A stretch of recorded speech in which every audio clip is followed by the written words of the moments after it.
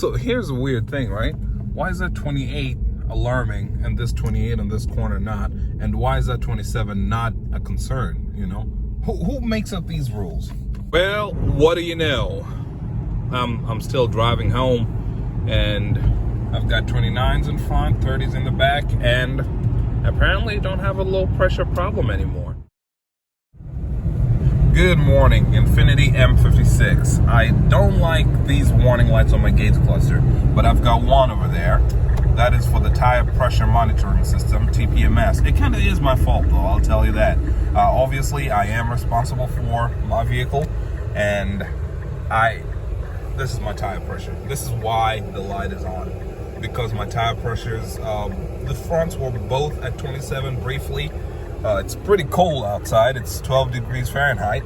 And the reason we're in this situation is that you know that whenever temperatures fall, whenever it gets cold, your tire pressures fall by 2 or 3 psi. Well, I know that, but I haven't done anything about it because the vehicle doesn't really get driven in the winter that much. And every day this happens, I look at it and I say, okay, I'll do something about it. It's too cold right now, and I don't do anything about it. So right now, you're wondering why this 28 for the rear wheels is not triggering anything versus the 28 on the front left. As I said, they were both at 27, and my assumption is that it's at a very low 28 right now versus the other ones being at a higher 28, very close to 29. But again, I just started driving. Usually after driving for a while, once all the tires warm up, they get to the same temperature, to the same pressure. But right now I'm just going to hold this camera and see what happens. See when the tire pressures equalize, or at least get above 28, 27. And then this light should disappear at about the same time. So that's all this video is. I'm sorry if it's not too entertaining, but you know, I like sharing these weird experiments, so to say. After driving for a while, you'll see it. Ah, there you go. Just gonna hold the camera there. I'm sure people usually wonder what is wrong with this guy. if they drive beside me, watching me holding cameras, holding my phone at weird angles, because it's not like I'm taking a picture. It's not like I'm looking at it. I'm not talking into the phone. You wouldn't need to hold it there. And I guess I don't hold my phone like vlog style either, you know. Vlog style is right in front of my face. Nope, don't do that either.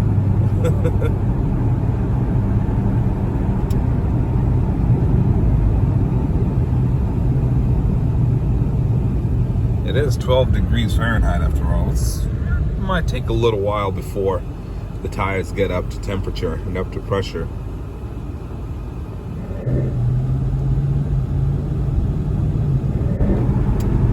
Okay, 28s. Did you see them? And then the rears are at 29. So, if anything magical were to happen, it would be for those numbers, the front ones to jump to 29. I'd hate to have to turn off the vehicle, turn it back on just to see what happens, but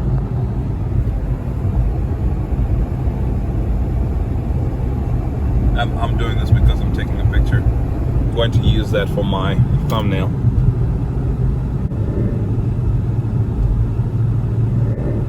Okay, we've got a 29. Still. The horseshoe thing is still on right now in the gauge cluster. All right there.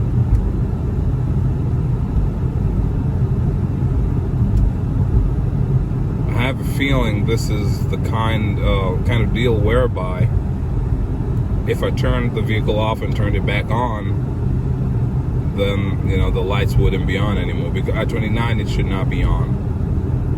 You saw that the rears were not on at 28, correct? But for curiosity's sake, I just wanted to see if the horseshoe would disappear. I know sometimes it does disappear, but maybe I've not paid enough attention to it in the past. I do pay attention to it to be aware why it is on, but I have not watched it intently enough to say, oh, okay, it went off as soon as my tire pressures automatically went above this number. Usually you see the lights, you ignore it, you go about your business, then next time you get in the vehicle, you just realize that it's off. And then you say, well, at some point during the week, the light just stopped coming on. And usually it's because it got warmer, or you took it to a shop and they, or you went and aired up the tires. Whatever the case might be. For me, I suppose I'm a little experimental when it comes to these things, knowing that at least I knew what was going on. It's not like one tire was at 15 and I had no idea what was going on. Seeing that mishmash of numbers gets to me. This is a very well curated system whereby when I get up to temperature, when I've driven for a while, all 4 tires are supposed to be the same. And even if they're different, right, it's going to be a difference of front to rear, not side to side and randomly. Oh, wait a minute. Do you see that? Drop back down to 29. So I am very curious now as to as to whether things are going to change once I get up to speed, something like 30. Sorry, something like 60 is what I meant to say. I'm really curious about that. But I can't, if it doesn't work and to get all the way to work, if I turn the vehicle off and turn it on again, the pressures are going to be, non-existent until I start rolling for a while. So I think what I'm going to do is wait around enough till I get to highway speeds, something closer to 60 miles an hour, and then we'll see if the tire pressures go up. Or sorry, well, the tire pressures, let's see if the tire pressures go up, but also let's see if the warning goes away. If it does not, I have a place I can stop after being on the highway for a little while. I'll stop over there, turn my vehicle off in that parking lot, and then go, keep driving again, and we'll see if the warnings are gonna be there at that point. My guess is no, but I was hoping in this video to capture it changing. So maybe this is where, if nothing magical happens in this short drive, I'll just edit this part out and just keep, record it in continuation once I pick it up, once the speed changes or once the tire pressures go up significantly.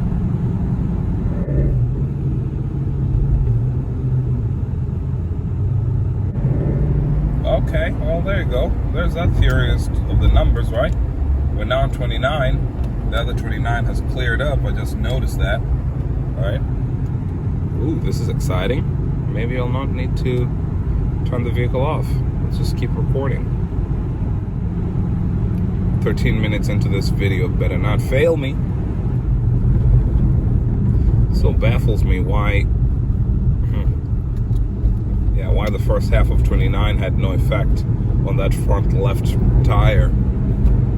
I was wondering, would I be ruining the experiment if I stopped somewhere, turned it off and turned it back on? And the answer is yes, because I know I was recording a video on something else, and you could see the tire pressures were like 29 up front and 30 in the rear. It was a pretty cold day as well. So that means that right now, if I were to reset the vehicle or, turn it off, turn it back on, all the warnings are going to go away. But I'm more interested in seeing how long this goes for. If that gets to 30 and the warnings are still on, oh, well, went back down. Guess we got quite a way to go. But yeah, if it went to 30 and the warnings were still on, then I'd say, well, let's go ahead and do what I intended to do. Parking lot and check. You know what this tells me? Watching my tire pressures, my alignment is pretty good. The fact that my numbers have not jumped up wildly Usually after driving, regardless of ambient temperature, I'd say I usually gain around 2 to 3 psi. Usually just 2 to 3 psi. That is the difference between when I first get some TPMS numbers, you know, from sitting to the point where I get on the highway and start going at highway speeds, for example. 2 to 3 psi difference. That's about it. So why do I talk about alignment? Now, if your alignment is poor, your tires would be scrubbing a lot more. You're dragging tires more than, you know, than them just rolling naturally. And when you're scrubbing them, they're getting more heat in the fixed volume, higher pressure, you know. So this is one of the screens I usually have on driving just to see. I might check. My goodness, what is going on? So many lights. So I usually keep, I watch my fuel economy, yes. I watch other screens sometimes, the forest air, if I want some entertainment, yes. But sometimes just watch the tire pressure, just see what the story is. Okay, highway speeds, here we go. I just glanced over the screen and realized that the steering wheel is hiding a good chunk of the speedometer, and I'm not mad about that.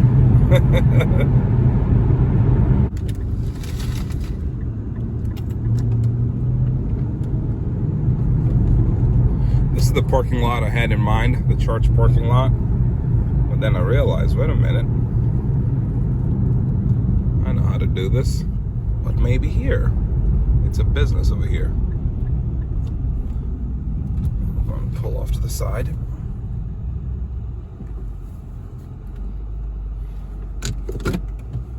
Okay, turn it off.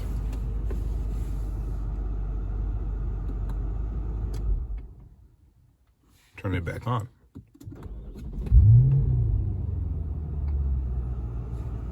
Okay, interesting. Warning still there. No PSI readings for a while, understandably so.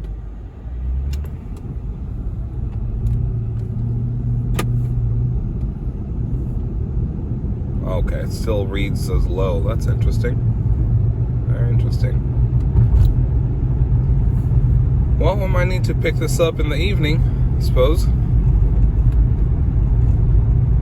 I wonder if there's a correction for speed, or I don't know if the TPMS is read temperature as well, but I wonder if there's a correction that says, yeah, you're displaying 29, but you're still pretty low in other ways. I wonder. Huh. Well, it should warm up a little bit during the course of the day, so we'll see what that number is, you know. So for now, I really ought to pump the numbers. You know, just add air. Make sure you're about 33 psi cold, and that means that while I'm driving, or after driving for a while, I should make sure that they're about 35 if I'm going to add air after driving, you know, 35, and then, yeah, just come back to it and check it later. Okay, so otherwise I made it to work, and this did not work out the way I anticipated, but we're gonna have to let it be. Good is good enough. Okay, this is much later in the day after work. I had started recording, then my phone just stopped, so I'm not sure how much it caught from the beginning. But after work, it's much warmer, a whole 10 degrees warmer, right? And over here, I still have asterisks, which makes sense because the car is just starting right now. Let's get on the road and see what the pressures are going to be. And once the pressures show up, is my horseshoe for, you know, my TPMS exclamation horseshoe going to turn off or not? So let's go big, wide. Okay, wow, that was quick. They lit up very quick. So here's a weird thing, right? Why is that 28 alarming and this 28 in this corner not? And why is that 27 not a concern, you know? Who makes up these rules? Huh? Because initially I would have guessed that, well, maybe it says 28, but it really is 27. But no, this is a very obvious 27. Why is that not a problem?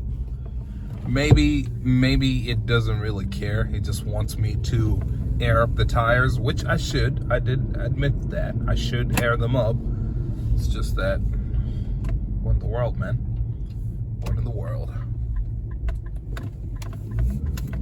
So if today, the events of today morning are anything to go by, this is not going to change at all. It's going to stay exactly as it is. So what I'm going to do is stop recording so that I can jam to some music, and once I get home I'm going to air up the tires and maybe have one camera inside the car recording as I add air, and you'll basically see the lights disappear. That's the best I can offer right now. Okay, talk later. Well, what do you know? I'm still driving home, and I've got 29s in front, 30s in the back, and apparently don't have a low pressure problem anymore. The horseshoe in the dash cluster, in the gauge cluster, has gone off. So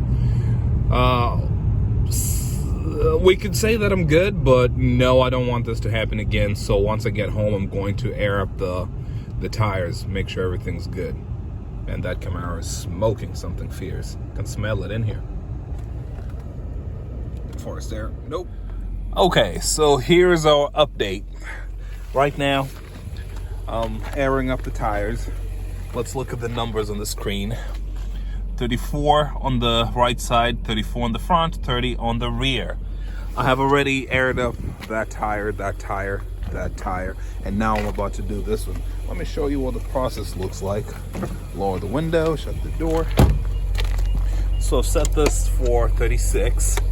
And you can already see the disparity. All tires have been pumped up to 36, but it's showing 34 right now. So, and this one was showing 30, right? It says 29. So this one is just 1 PSI less than what it is inside. Go ahead and start it. You see it go down just a little bit.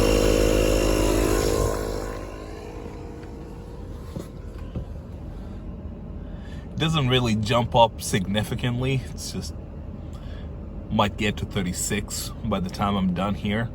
There is a little bit of a lag. Okay, look at that.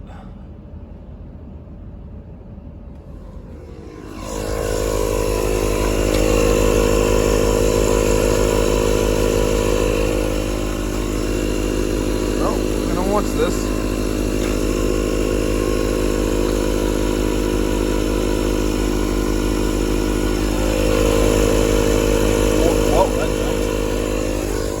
Like 33.9, 34.5. Okay, that is quite a jump. Quite a jump. I left it at 32.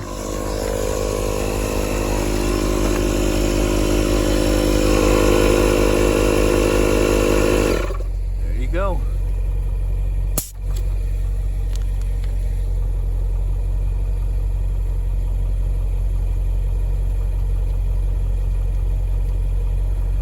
And that's it. That's pretty much all it takes.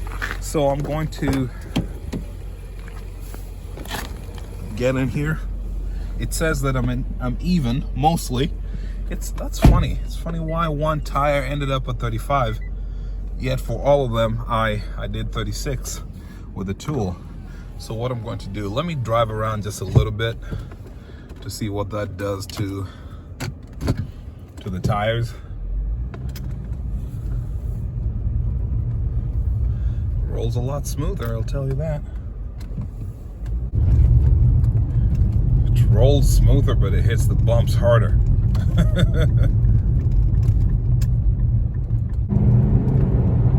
Did you know you could drive without the key for a pretty long distance? As long as you don't turn off your car, you wouldn't really know.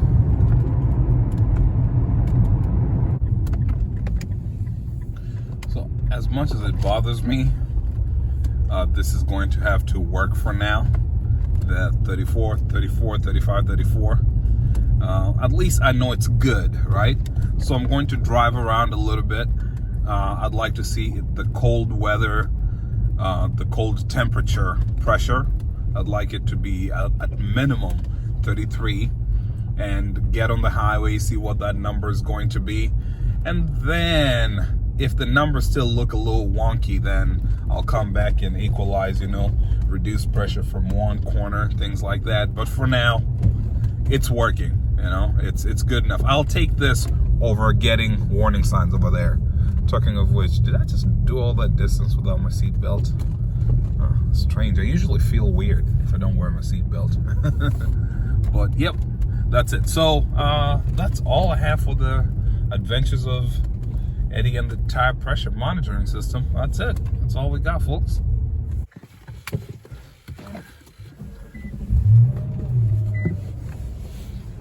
Okay, car's been sitting for about an hour.